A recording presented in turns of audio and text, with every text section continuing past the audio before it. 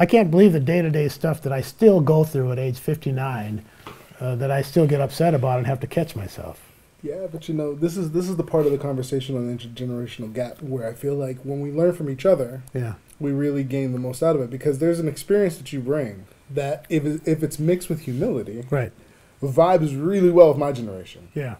There's an interesting... But that's important what you're saying, because sometimes what I'm reading you saying is sometimes we act like we know, right? Sometimes we get the impression that we got it, and I got to teach you something, right? Well, that you know what we're hitting on right now is actually like this kind of entitlement to wisdom. Oh yeah. All right. Yeah. So I am strongly attracted to wise older folks, but I don't think everyone who's older is wiser. Right.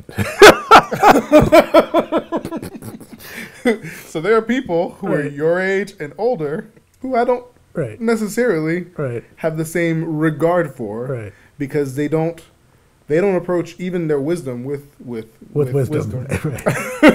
Right. That's their experience with wisdom, at least. That's very powerful. And I feel like that's something that when it comes to the intergenerational gap, that's a very strong challenge.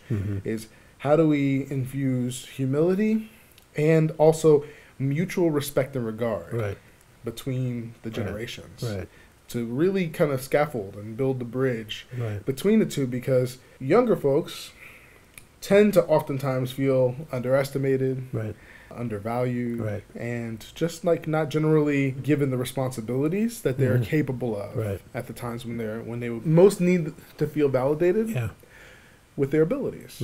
Because older folks are saying, well, you know, when you're older, you'll get that. You know, when you're older, when you get to be my age, and there's all kinds of like embedded language that I feel like intergenerationally, I as a young person have experienced. And certainly in Black culture, there's definitely some things that have to do with elders and respect, and also really survival.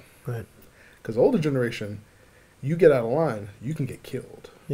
So there's a difference there too. So it's all this kind of interesting stuff that has to do with our history. But I feel like that stance and figuring out how we can start to navigate and teach our own groups that.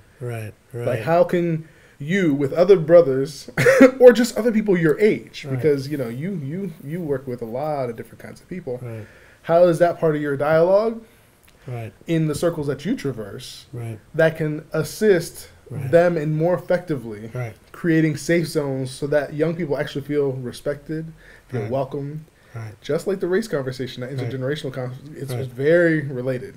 At least in the postures that are necessary to break through and actually work together.